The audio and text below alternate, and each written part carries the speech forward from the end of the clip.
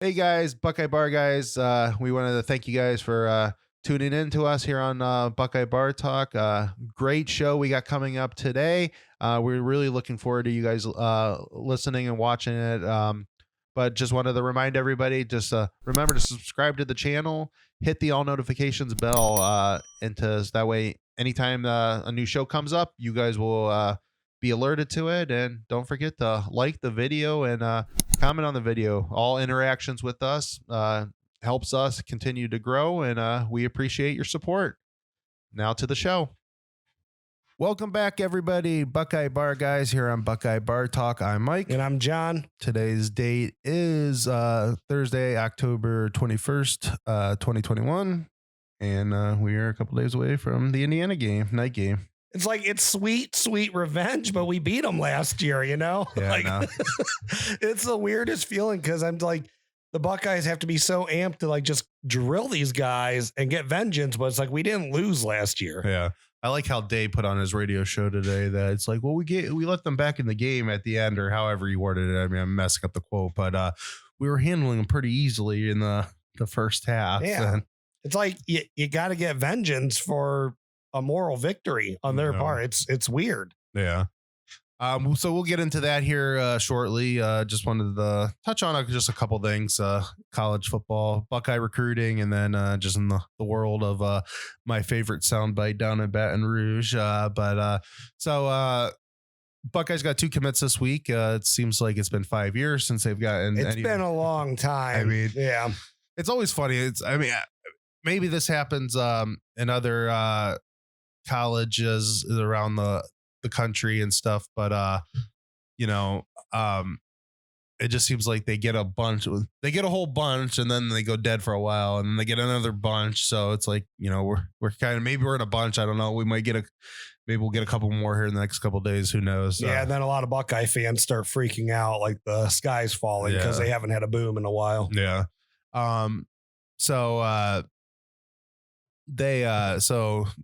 Commits were big time commit, defensive end. I believe that's first pass rusher for this class coming up, or second. Yeah, no, it's the first pass rusher. I mean, there is some speculation out there that one of the linebackers possibly could be too big for the position, Gabe Powers, and maybe he moves down to end somewhere in his career. But as of right now, yes, this is their first legitimate pass rusher or edge rusher that they got. Yeah, so that was Kenyatta Jackson Jr. out of Miami. So big get for the Buckeyes there. Liked what he said, talking about, he wants to pretty much be the next Bosa or Chase. Looked good. Saw some of his, just film and stuff passed around on Twitter. So definitely looks the part coming out of high school. Oh yeah, so absolutely. Definitely would can't wait to see him in the Scarlet and Gray. It's a really big pass rusher or edge rusher defensive end class, very top heavy. So you at least got to nail down one of these guys, being Ohio State, having the pedigree that Larry Johnson does. So it's a big get. Yeah, it's a big get for them. Of course, you would like to pair him with like a Shamar Stewart or Inai White. The Mario Boers out there. There's a ton of guys that are still out there, but you need to get one. So it's a big deal to get him.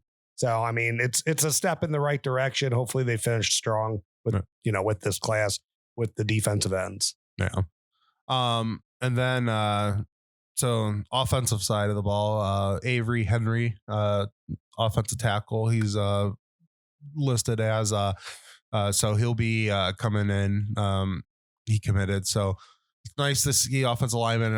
I forget what town out of Ohio he's out of, but he's from Ohio. So I looked it up the other day. It's a small town. I know that. I got it up. Hold on. Give me 1 second. At least I think it's small town, or is it close to Dayton? I don't know. St. Clairsville.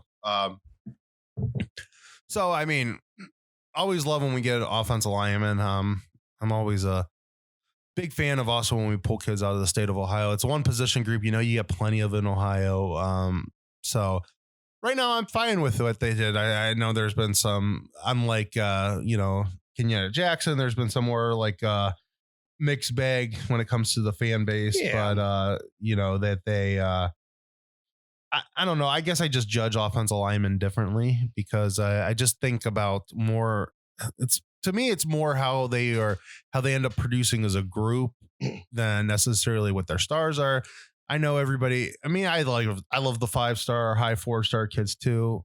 I love the flashy kids who on those stars, but you want to get the best 5 out there. So if they think he fits, then, I'm fine with what he's at, because it doesn't matter what he looks like next year. It's going to matter what he looks like in a couple years, and, I know Stud gets a lot of grief from the fan base on, some of the, he's probably the one coach that, seems to miss a little bit more on, bigger name. He can't close national that doesn't have any, closeness to Ohio State. It seems like, and, Shiano obviously got a lot more credit for MPF than he does because, that he was the primary recruiter for him. But still, outside of, the one Prince, his year, usually Stud's offensive lines have always performed and performed pretty well. So like, that's the other aspect of coaching. I mean, it seems like every year they're considered a top 3, top 4 offensive line in the country. This year doesn't seem like it's any different. So he also recruited DeJuan Jones, and, he's looking as one of the best tackles in the country right now. It'd be interesting to see how he looks against, better competition coming down the stretch, but still. So it's just two sides of everything, there's the recruiting aspect, but there's also the coaching and playing aspect. And I've never felt like that I've doubted his ability to develop his talent. So what I heard about Stud, and I can't remember who said it. It might've been like Bill Landis and Ari on their show. I really can't remember who said this though, but it's kind of funny when you think about it. Is Stud is a much better interior offensive line recruiter, and he's a much better offensive tackle developer though. Yeah. Which I mean, you could say that right now. Matt Jones looks pretty good. Wyatt Davis and why can't I think of his name?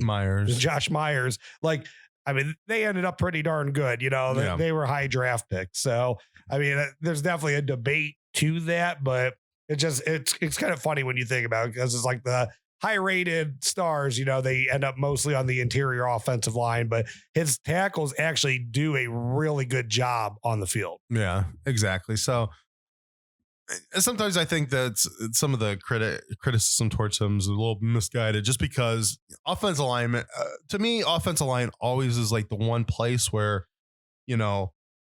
it's so hard to come in as a freshman and you have no idea. Like, it is the one thing where development is in the off season is critical as anywhere. Like, right. I mean, they end up gaining more weight. They end up, just becoming more polished. And I think his coaching skills combined with how, some of them have to lose weight. Yeah. How Mariotti deals with their bodies, like Mariotti gets these. I mean, if they're tackle bodies, offensive line bodies, he gets them into the playing weight that they need to be at. And it seems like Stud does enough to get them to where they need to be then, playing wise. So he develops them fine. And to me, that at the end of the day, that is the biggest thing, is that, if they're a 4-star kid, but they don't look that great, or the line is just random offensive linemen that just don't gel with each other, then that's not good neither. Right. No, and I mean, of course, you want to, hit on 5-star linemen. You want to hit 5 stars, in every position group. That's not. Exactly. It's not like you want to miss on those kids, but at the same time, if you don't have depth, you better get, some home runs, which Ohio State has depth right now.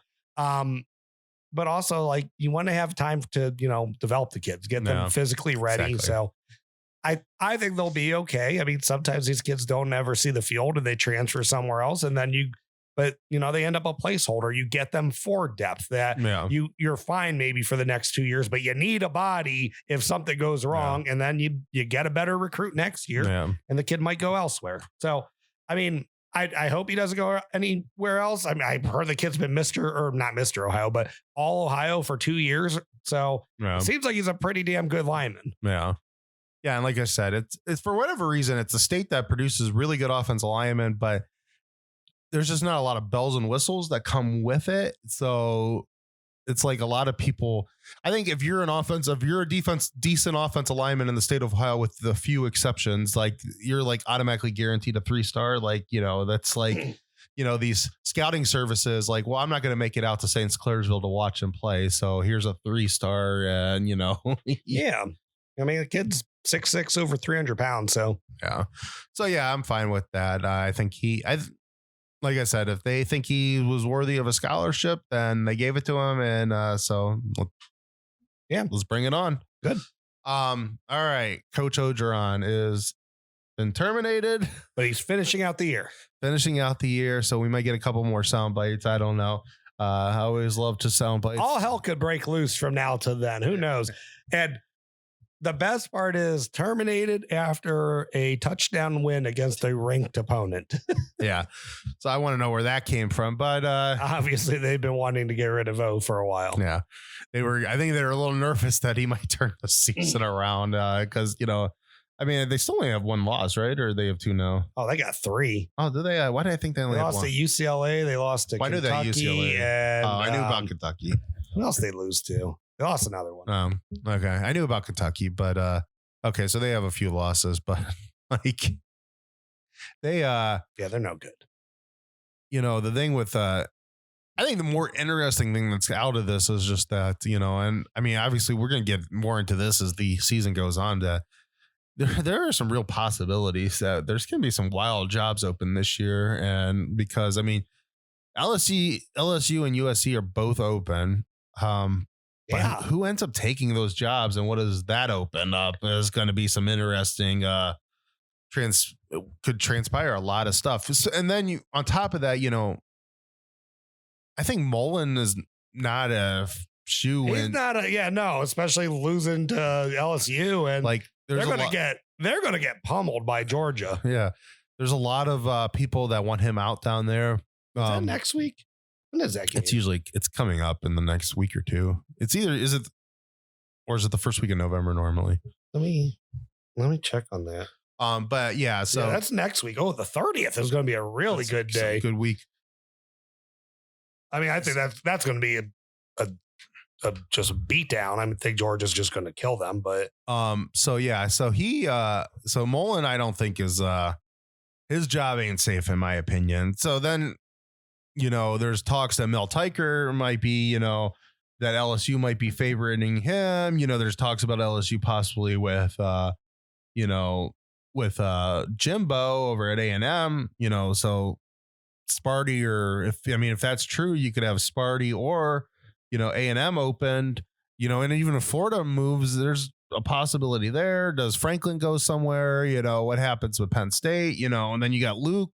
Well, Franklin apparently is the number one guy for both USC and LSU. Yeah, which kind of surprised on that, but I mean, I guess he's flashy. He would be a flashy hire. It's just, I've never been that impressed. I think he'd fit in well at Florida if that opened up. Yeah, I could see that. We kind of talked about this a little bit just off the podcast that, and I don't think this would happen, but when does Dabo decide that he wants to possibly cash in, for a bigger job, his chips that, it's always been assumed that he really wants Alabama down the road, but Nick doesn't seem like he's retiring anytime soon. So like, does he finally decide, like, if the right offer comes around and be like, if LSU would turn around and be like, we'll give you $8, $9, $10 million a year, come coach here. Like, does he turn that down? Does he turn Florida down? Like, if there's a better job out there than Clemson, which I'm not trying to insult the Clemson fans. A lot of the SEC jobs are better. There are much better jobs out there than Clemson. So yeah, if the money's the same or even a little bit, if he gets a raise, yeah, if you go to a spot where you can be better at, I don't know why not. Yeah.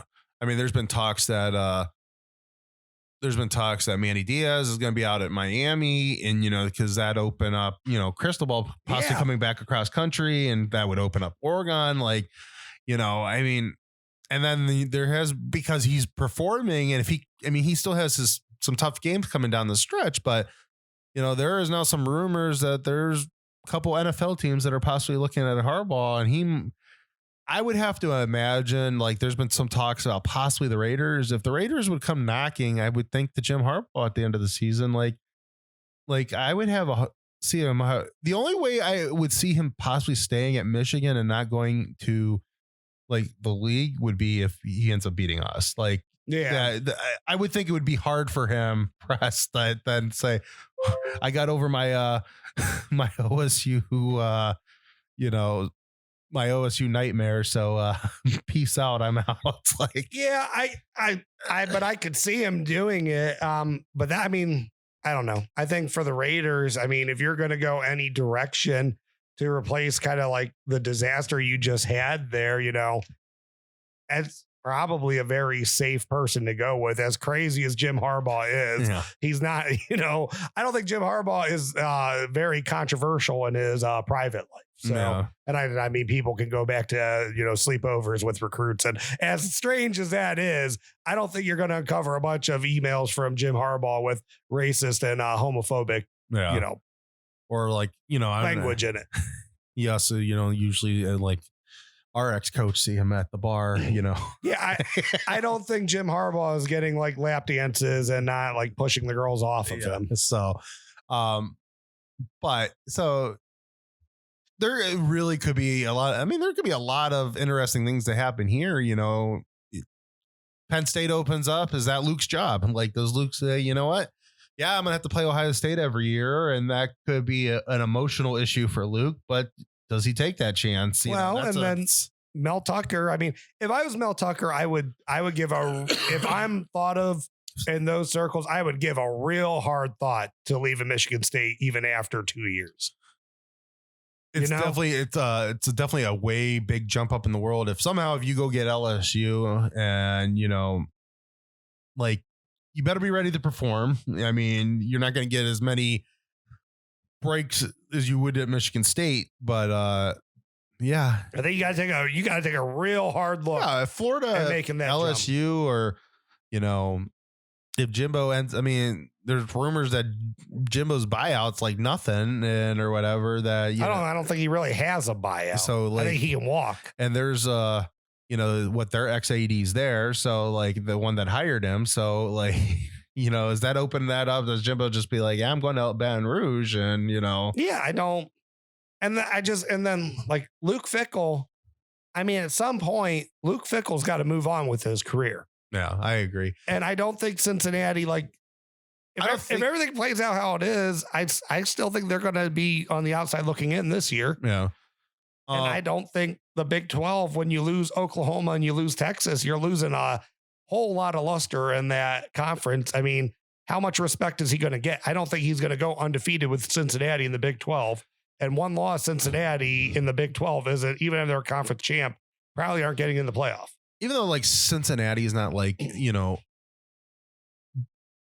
top level Power 5, he's a very picky coach though. So like, I mean, he didn't want the Pitt job, Oh, he's not putting himself in a bad position. Like, I don't think, and the Houston job wasn't a bad job. So, but I don't think he's like Tom Herman. That's just like, yep, that I'm using Houston as my stepping stone. I think, I mean, I think he said that about Tom Cincinnati. Did well at Houston. I could see that him say that it will be very interesting. I don't think he's a very picky coach. I think he's a kind of a really down to earth coach that he feels like that right now he's okay with Cincinnati. So possibly he might be willing to stick at Cincinnati for the Big 12 move. Yeah. I could see that as a possibility because then it's like you're competing against Ohio State, but you're not competing on the field against Ohio State. Cincinnati's been a real good school, but I mean, 2019, out of all his games, that's like the one game that really sticks out that like he as a coach didn't even want to be a part. I mean, like I think that's an emotional. Sometimes I really do think that might be an emotional issue for him. That that's your school. That I mean, he literally gave how much to the university, and I don't know if he could get over that. But if he stayed at Cincinnati, I mean, yes, maybe every now and then Ohio State schedules a home and home against them because now they're a Power 5. So yeah, okay, you play Ohio State every now and then. You might have to play them once in a while, maybe in a playoff or whatever, or maybe in a bowl game. But Penn State, you're playing them every year. And so, like, you know, and I don't think he wants to have his career defined by that, because if he can't beat Ohio State, then like, doesn't a couple years if Ryan Day decide to move on, then does he automatically lose out on the Ohio State job because people are like, well, lesser coaches and Luke Fickell have not been able to beat Ohio State. Yeah, and those guys are not thought about as possibly taking over the job neither. Like, well, yeah, but I mean, honestly, Urban Meyer is the only one that was really, you know, with the shoe on the other foot. It's just then some things might creep into the board of, you know, the trustees and, you know, the athletic department, but like, well, he had that 1 year at Ohio State, he wasn't great, and, you know, now he can't beat us, he can't play us in a close game, you know. But if you had more equal talent, I mean, if he was the head coach of Penn State in 2019, that game would not have been 42-0. Oh, I agree. So, you know, and we'll see this year. I mean, they're much more talented. I mean, I know we're not playing them, but maybe something happens in the playoffs or a bowl game, and we'll see what happens. Yeah. So that'll be interesting to see what happens with Luke. Yeah. I mean, it's wild what some of this stuff could bring. I would not want Micah Parsons being coached by Luke Fickell. Oh, me neither. that was good that he wasn't the coach of that team. I mean, I don't think Ohio State in 2019, any chance they would have lost to Penn State in that game. But they had some really good defensive players. Yeah. All right. Speaking of the Buckeyes, Indiana night game in Bloomington. So I can't wait for this game. It seems like after all the crap that got talked about, and like, I know not much, very little that came actually from Indiana. It was pretty much from their 5 fans that just came out of nowhere. And, you know, the one thing that sucks about them kind of having now like more of a typical Indiana season is that it's like now some of those people, like, they've went back into their holes. Like, I was hoping that, you know, they were out and talking a bunch of crap, and then Ohio State beats them by 50. And, you know, so like, you know what will be odd? And I do expect Ohio State to win this game. And we'll talk about that, like scores and everything a little bit later, how I think it's going to play out. But Indiana, if they lose, they're going to lose 5 games to 5 top 10 teams. Like, what a brutal schedule that is. Yeah. Like, how does that happen? And Luke's got to, like, speaking back to Luke now, it's like somewhere in the back of his head, he needs to be kind of rooting for Indiana here. He's not rooting for Indiana. I know, it's like Notre Dame's not really doing him a lot of favors, and more than Indiana is. Indiana's really not doing him any favors. So it's like, I know, like, and it just seems there's still like a part of me that thinks that depending what happens in the SEC, if Oklahoma and Ohio State come down to the season, you know, with Ohio State only having the 1 loss and Oklahoma being undefeated, I think they're both in over Cincinnati. Like, I would have to see it from the committee to believe it. Like, I mean, all Cincinnati can do is just kind of like what I say about Ohio State at this point.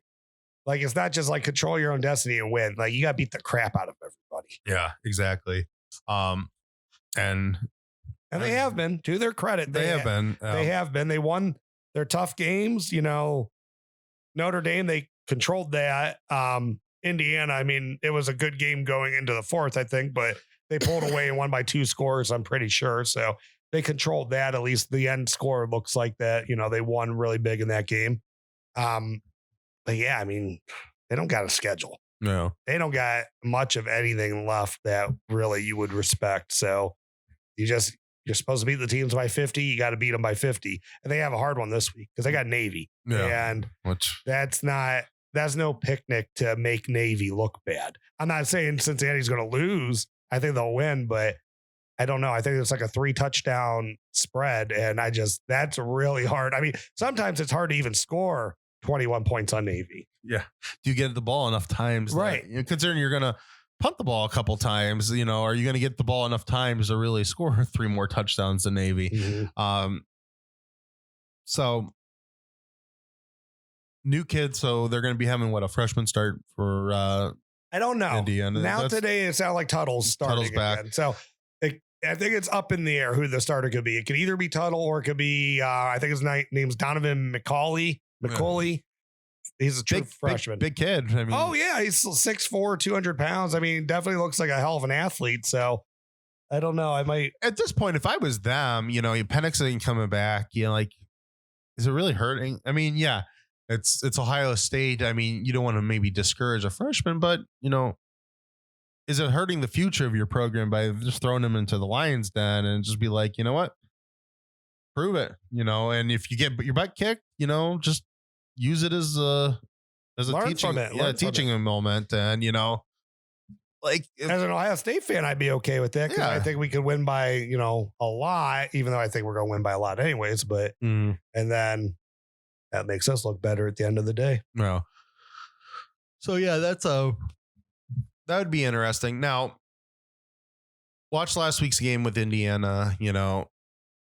Their defense is still their defense. The defense is good. Like their defense has given Ohio State some fits over the years at different times since, he's been the head coach and, he was the defensive coordinator before that. I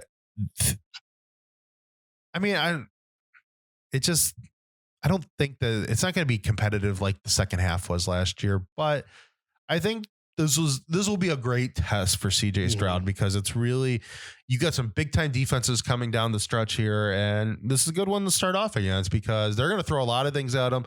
They run a 3-4, they do a lot of different blitzes. They come from a lot of different angles. He throws a lot of, secondary blitzes, they'll blitz the corners. They're going to blitz the safeties. So, I mean, you don't always know. And on top of that, they also run a lot of zone. And so, he's going to have to run with a lot of pressure in his face, and he's going to have to pick his spots and find his open guys in the zone. So it's not an easy defense to play against, which has always been a credit to Indiana that's been the one thing that they've really improved on, and they've looked good doing it. Yeah. And, I was looking through their defense earlier today. They've only given up over 300 yards passing once. And wild enough, that was to Western Kentucky. And they gave up, and it was 31 completions for 365 yards, 8.3 yards per completion. So, not bad. That's definitely, not bad on their part. And then the only time this year they've given up 200 rushing yards was to Penn State, and they averaged 5 yards per carry. So they got a good defense. Yeah. Yeah, definitely. But the good thing, for Coach Day and stuff like that, what their defense is. Like it's you've played their defense how many years now? His defense it's his defense. So you know what to expect from him. You have abilities as an offensive minded coach. Be like, they're going to throw this at you. They're going to throw that at you. He probably has an idea of what they're going to come at CJ with. So it's, as an offensive minded coach, he should be able to build a game plan around it. And we'll see how CJ holds it. I mean, he's looked so much better. That he's looked so much better the last several weeks to where he started. Not looking bad. It's just, it's been night and day right now, like how he's looking. Yeah. And, I threw this out there on Twitter, and I think this is where the game's going to start for him, that it is such a wide open race right now in the Heisman Trophy thing that CJ Stroud could come and win this Heisman. Like, it's like, oh, it's very possible. I don't think it's even an outside chance that he could do it. I think he's in like the group now. And that if he has a good rest of October into November, I mean, he's playing Indiana. He's going to play Penn State. He's going to play Michigan State, and he's going to play Michigan. And so he's going to very easily possibly play 2, if not 3 top 10 teams, depending where Michigan State is when they fall into it. Because I think Penn State will be a top 10 team. And I think that, there's a good chance Michigan will be a top 10 team when they play them. So you're assuming Michigan's beating Michigan State there. Yeah, I think they are, but I think they will.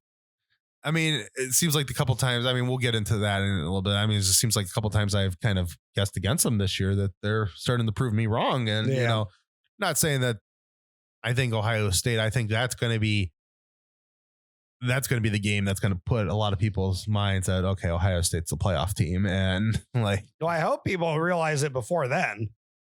I think there's going to be some outside thoughts, and that's why I think that game will probably even be more important than the Big Ten championship game. That I just right now, like what it feels like is the goalposts are moving every single week. It's like offense does great against Rutgers. Well, it's Rutgers. It's like, I thought it was a good Rutgers. Like, what do you mean it's just Rutgers? Yeah, we've said that for years, but I thought it's a good Rutgers. Yeah. But now the offensive performance meant nothing.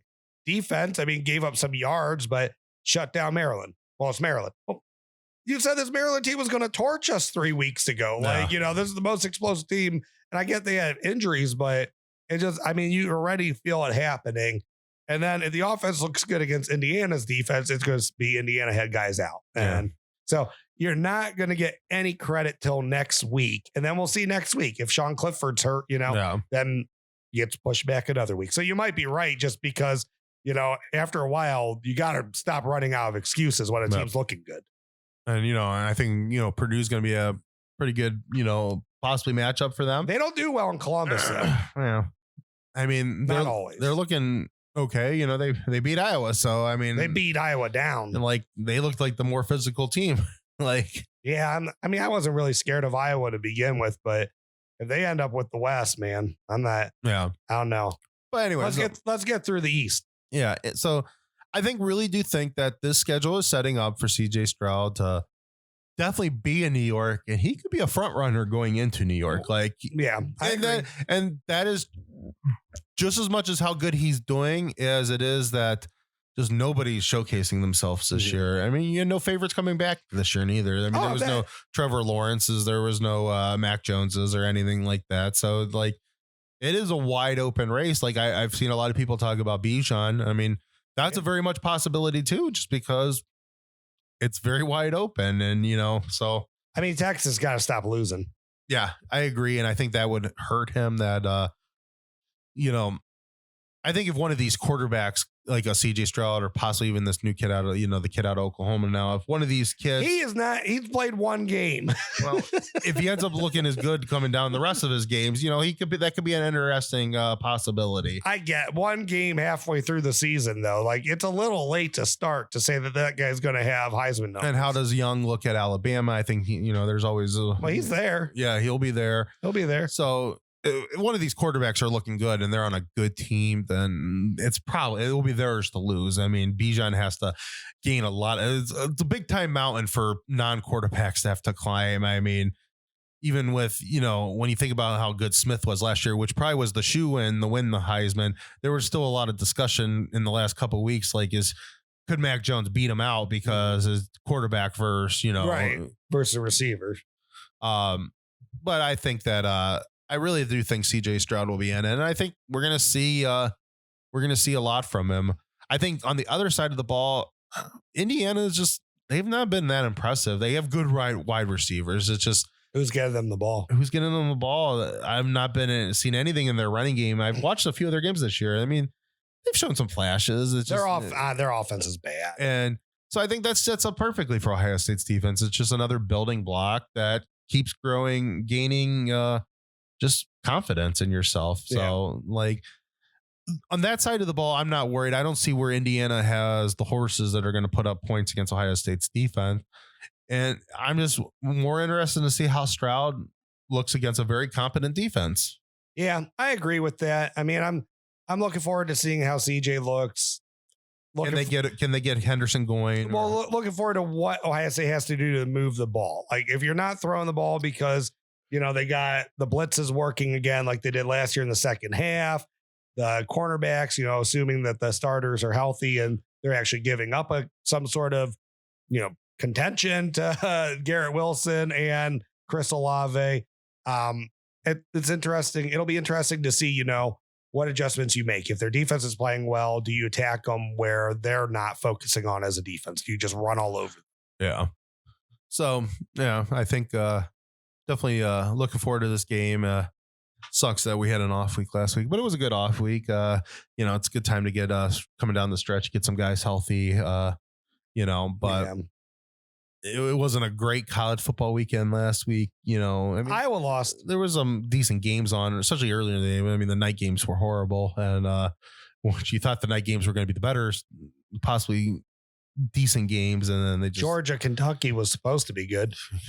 Yeah, well, I don't know what to say about that. It's they're doing anything they can to get Georgia into the playoffs because it's they beat another top 10 team or whatever they were. And so it's, Clemson should have lost to Syracuse. yeah.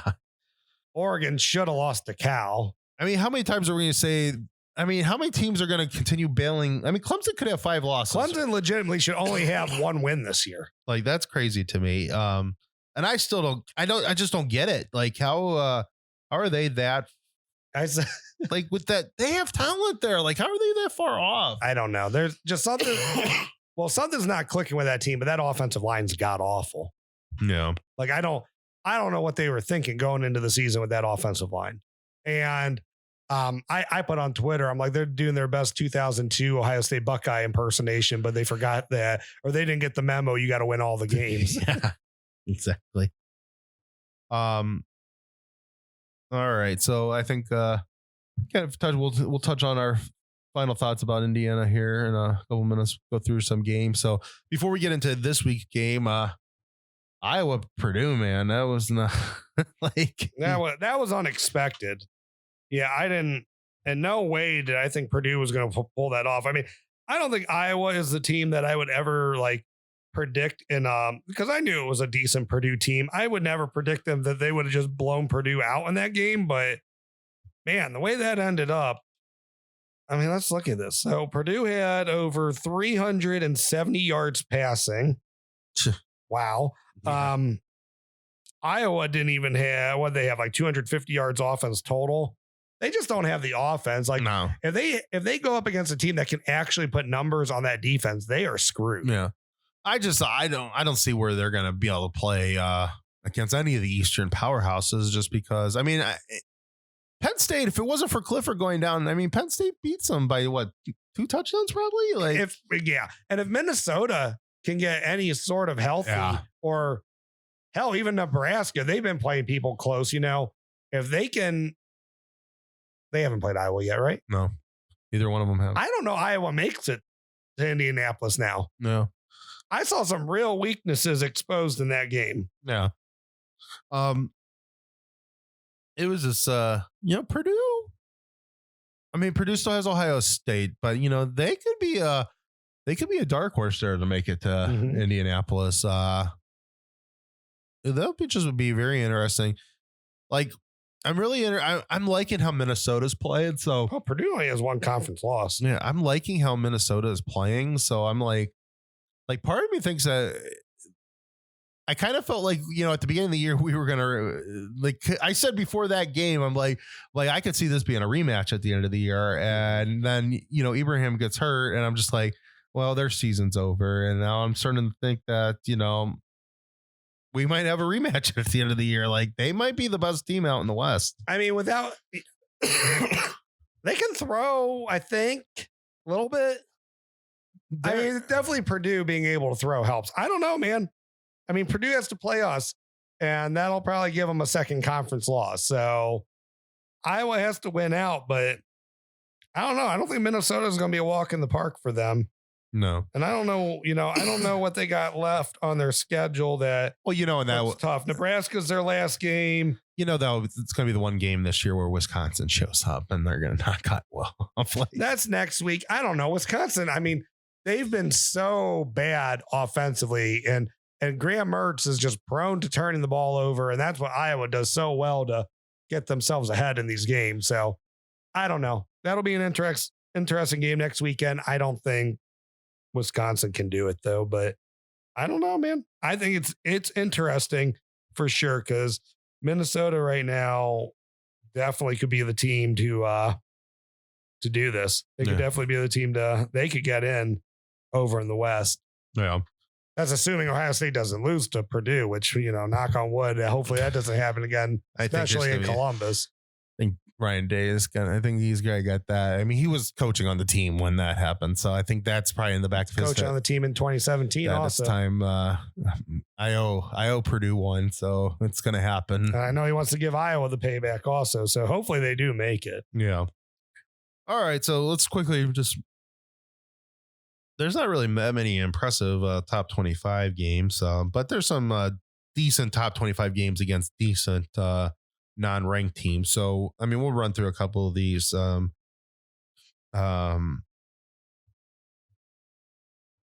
Oklahoma State, Iowa State could be a very interesting game. You know, Iowa State's favorite. It's at home. Yeah, and they're favored by a touchdown. Which is, I mean, I get it. It's a home game, and you know, but they have 2 losses. I'm just surprised they're favored by a full touchdown against an undefeated team. Oklahoma State has a good defense, but they're another one that I don't think their offense is really, you know, very complete. You think Iowa State covers there, or you think it's maybe a little closer? I think it's closer than 7. I think Iowa State will beat them, but I don't think they'll beat them by a touchdown. I'm picking Oklahoma State for the win. Well, I mean, they're an undefeated 8th ranked team in the country, so I would love to see. Bedlam being undefeated versus undefeated. That'd be fun. That would be a lot of fun. And then possibly them. I'm assuming that's the last week of the year. Then possibly them playing each other the following week. So like, I didn't think of that. So that would be interesting to me. What if they split? What the hell? Probably knock both of them out of the playoffs. Yeah, and then what happens? Cincinnati would be very happy. That would be great. Wow. I hope that happens. That'd be fun. Oregon UCLA. Oregon's ranked. UCLA's not. 5-1, 5-2. UCLA is favorited by a point. You know, they're the home team. So what's your thoughts there? What time is this? 3:30. 3:30. I mean, UCLA's been running more at people this year. Oregon's got a good run defense. Let's see. Total yards are about the same. Yards allowed, I mean, roughly the same. And Oregon gives up a couple more. They're scoring the same points per game. UCLA gives up a few more points per game. I don't know. Oregon's like been hanging by a thread. They lost to Stanford.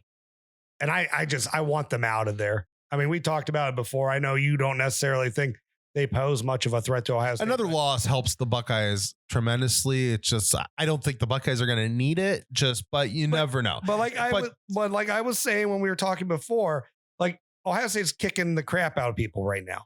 If Oregon, and I don't think they got the personnel to just flip a switch and start doing that. But if they start doing that, and then they're like, well, Ohio State and Oregon are both beating everyone by 4 touchdowns. Yeah. They got the head-to-head. Like they both look like one of the top 4 teams in the country. So, you know, we got to go that route. Like, I just think that let's just get them out of the way. Yeah. No, I agree with that. It's a good strategy that, I mean, and just my whole thing with opinion, I just don't think that the Pac-12 gets any love from the committee. And I think that, the way the Buckeyes are playing, even if Oregon would start, you know, handling teams a little bit better, the committee makes up stuff as they go. And I just think they would say at the end of the day, you know, even if they get questioned on it, I've been like, you know, we don't think this is the same Ohio State team that they played in week 2. And we think Ohio State would handle them if they played, you know, right anywhere else down the road. If all things hold pat, I think we'll have a pretty good indication the first playoff rankings to see what they think about Oregon, if we would need Oregon to lose another game. But might as well lose this week. So I'm saying UCLA wins. I'm actually saying UCLA wins too. I'm not impressed with. I think it would be a big win for Chip. I think he really probably has this game circled, and it's just that they have not been that impressive. That I mean, like you said, they should have lost to Cal. There's a couple games they should have lost in there. So I mean, you know, that. I don't know. I mean, it still ticks me off the Buckeyes lost that game, but it was at the end of the day, it was probably a good loss because it let Ohio State have to fix some of the stuff that they needed to fix. And sometimes I think it's a lot harder to make those types of changes off a win. Yeah. Even if how bad you look, if Ohio State comes up back and wins that game, that I don't know if it's, well, yeah, Oregon's a tough team though. And, you know, we persevered and we won. When you got no room for error, it's a lot more helpful than, you know, winning by the skin of your teeth and just thinking you're always going to find a way to prevail. So, yeah, I agree with you. Next game I actually want to talk about is Clemson versus Pittsburgh. Yeah, I think that was going to be the last of the top 25s we're going to talk about because I think Ole Miss should beat LSU, and I think Alabama will handle Tennessee pretty easily. Those are the only possible ones I was looking at to also talk about. What if USC beats Notre Dame?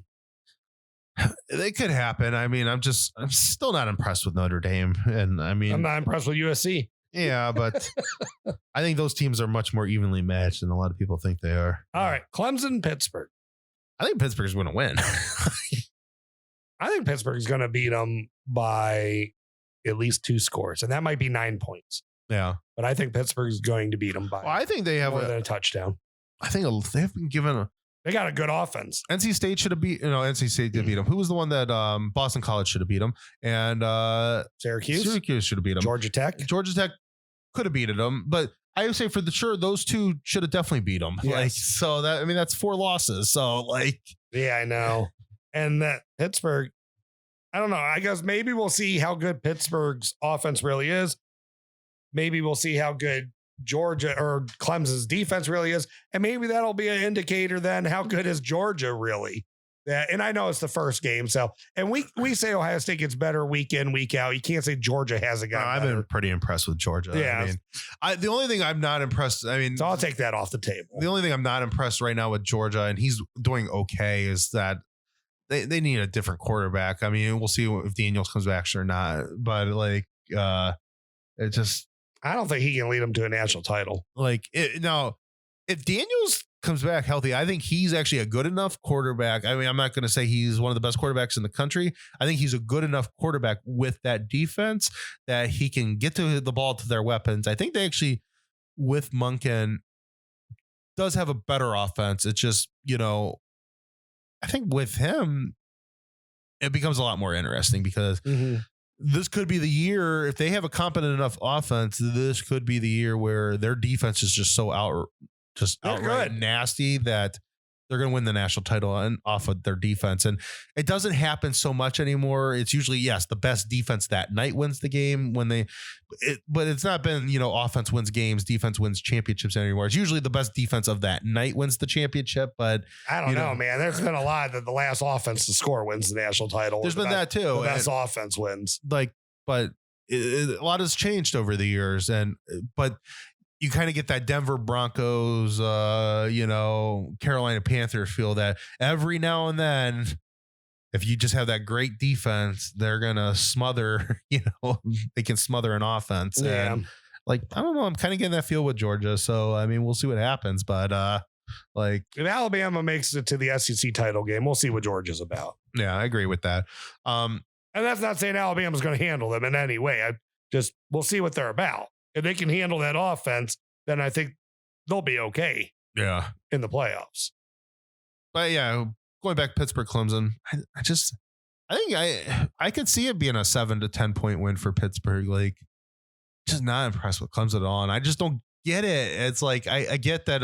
I know a lot of Buckeye fans, well, the Buckeyes threw out the blueprint how to beat them. And the blueprint was out there. I mean, they should have beat them in 2019. I mean, Venables you can put him, he's such an aggressive coach. You can put him on the ropes with smart offensive coaching and yeah. I mean, Joe Burrow gave the blueprint how to beat them. Yeah. If you got the weapons to go downfield on those guys, Clemson don't have a prayer. Yeah. Agree. Right now, at least. I mean, if they get a defensive line like they had in 18, then yeah. Yeah, but still, it's just, I don't know. But then they don't have the offensive line to stop you on the other side. I just don't. Their offensive line is definitely where it started. And offensively, I was not expecting this year out of them. They have a pretty good receivers, there's so much praise. He looked good last year in the games he got into, DJ. I think what Clemson did was they got a little too carried away with the success they saw against Alabama with Justin Ross and T. Higgins on the field together. And they kind of got stuck just getting 6'4" guys for receivers. You need a guy that can get separation, can run routes, can extend drives in the middle of the field. I mean, throwing the ball to the sideline, 50-50 balls, even if you say, well, they're really 60-40, 70-30, that's no way to live. That is no way to win football games. It's 50-50 if you have good enough corners. I mean, we saw that in 19. I mean, it wasn't those guys who beat Ohio State. Right. It was everything in the middle of the field. And they don't have that right now. Yeah. And you need that. You need to be able to move the chains, excuse me. So, yeah, I mean, I think that's a lot of what happened was they got sloppy with recruiting. Like you people want to bitch about stud. Like, they got real bad recruiting their offensive line. They lost their offensive line and then they stopped caring about playmakers and they just wanted these big bodied receivers that, you can't live with just catching the ball, fade routes in the end zone or just catching the ball on the sideline all the time. Yeah, I agree. And you don't have Trevor Lawrence there anymore. Yeah, so I definitely think Pittsburgh's going to win that game, and I think they will easily cover because I think it's like a 3.5 point favorite that they're favored by, and I think they will probably get it to 10. I think so, and maybe not anymore, but I think they'll win by 9 or 10. Yeah. All right, Big Ten. We'll go right down the list because we're the last game actually of the night. So Michigan, Northwestern, Michigan's home. 23.5 point favorite against Northwestern. What are you thinking? Northwestern usually keeps them closer, but I haven't been impressed with Northwestern stopping the run this year. Michigan does that really well. I'm going to say Michigan actually covers. Yeah, I'm going to agree with that. I think Michigan handles them pretty easily. Illinois, Penn State. Penn State's home, 23 point favorite. Big night game coming next week into Columbus. Are they overlooking Illinois any to, I think 12 o'clock's a weird time of day for that. I don't know Clifford's healthy yet. I don't think he is. And I think, Illinois plays the type of game that they can, keep it close. Yeah. Sloppy, they'll try to control the line of scrimmage. Doesn't mean they will. But I'd say Penn State wins, but I think it's going to be within like 13 or less points. Yeah. No, I agree with you. And I think Illinois probably covers, but I do think Penn State beats them. Really weird one. This one is for as bad as Wisconsin's been. They're somehow on the road a 3.5 point favorite against Purdue, who just knocked off Wisconsin. Iowa. Always gets the benefit of the doubt. I don't know. Like Vegas loves those guys. I haven't seen anything from Wisconsin to make me think they'll win this game, so I'm going to say Purdue wins outright. Yeah, I think Purdue's going to beat them. So, I just don't. That was a weird one for me. Minnesota home against Maryland, and Minnesota's a 4.5 point favorite. Both are 4-2. Maryland does have weapons. We know that. Some are hurt though. Some are hurt. Same with Minnesota. Can Minnesota's defense stop them? I think Minnesota's. I'm going to say they're going to win and they're going to cover. Like, I just think that maybe a touchdown or so. I think it's coming down to, like I said, I'm impressed at how the way that they're staying in this with everything that's happened. Well, they're still the most experienced team in the country. And, they still have that going for them. And I think they could still, like I said earlier, I think it could come down to it's their side of the conference, the win right now. I believe in Minnesota, so I'm going to agree with you. I'm going to say that they'll win this game. Yeah, I'll say they cover. They'll win by 7 or more. And they only have to win by 4.5 or more. Yeah. 5. All right. Us, Indiana. We're on the road. We're the 21 point favorite. Who are you thinking offensively is your guy for this game? I think Tom Allen has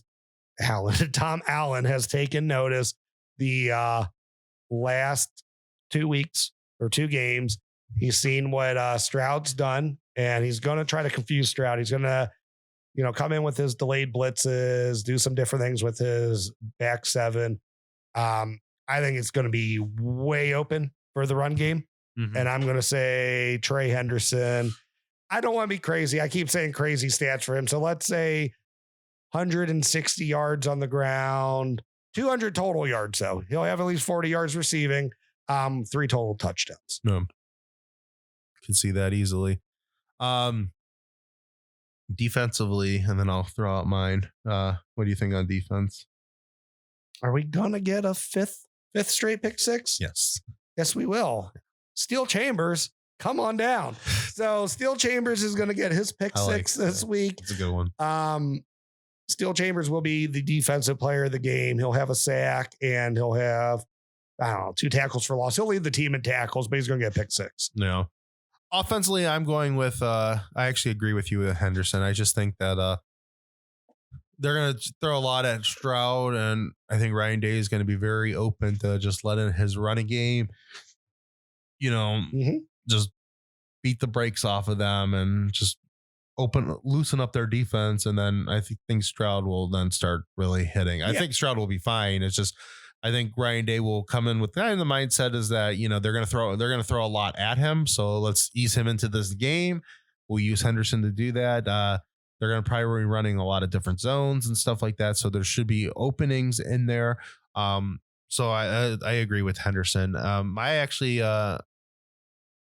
I think they're going to get a pick six. He's not going to be my guy, but I think it's going to be 7 Banks. I think it's Banks' turn to get one. It'll be on one because it'll be off one of those big receivers off the outside, and he'll jump a route. I think we're going to have another big game out of the defensive line. I really want to say, I think Tyreek Smith's going to be back this week. I think it's going to be one of the tackles again. It's going to be Haskell should be playing. I think it'll either be him. He'll be impressive. He'll be back, or it's going to be a freshman. Tyleek. Mr. Tyleek Williams. The guy's just unblockable. Give me one. I'm going to go with Haskell. I think he'll play. And I think it'll be him. And he's just, when he plays, he's just, neither one of them are blockable. So that's who I'm going with. All right. 21-point favorite. Buckeyes cover. What's the score? What are you thinking? I think they cover. I've been going back and forth with this thing about who the quarterback possibly could be. Do they hit us with something that we're not ready for? Is the defense for real? At the end of the day, though, just when you're playing these offenses that really just don't have the firepower to score on you. And even like Maryland did, but when you do this zone stuff and you're giving your playmakers a chance to see the ball, make a play, and you're not playing against great offenses that are just throwing the ball up in the air, I think they got a chance to really shut this team down this week. I know they have a good defense. I think it's going to be more so that Indiana's offense is going to kind of screw their defense in this game, that the defense just, what can you do when you're on the field all the time? So I'm going to go ahead and say Ohio State's going to win 55-10. Like that. So big time cover. Similar in both. I think they'll cover too. I'm actually had it as 49-14. Okay. I think Ohio State's just I agree with you. I think in that first quarter, maybe that first quarter and a half, Indiana's going to be very aggressive against them, but I think they will get tired, just like what you think. And I think that just spells disaster, because that's, now you're tired trying to chase Olave and Garrett Wilson and Jackson Smith, and good luck with the Trevion and the running backs trying to tackle them when you're tired. So and I just don't see where this offense can even come. This ain't the offense that we played against last year that just came back on us in the second half. And we got a completely different defensive scheme out there. Exactly. So, yep, I think that's what we are going to go with. So let's get on out of here tonight. All right. Well, thank you everyone for stopping in tonight to the Buckeye Bar. I'm John. I'm Mike. OH. IO. Thank you for tuning in to this week's Buckeye Bar Guys on Buckeye Bar Talk. Don't forget to subscribe to the channel, hit that all notifications bell so you see when new content is added. And please remember to like and share so we can grow our audience. Don't be afraid to comment. We want to know what you're thinking, and we want to know what content to add for you guys. OH. IO.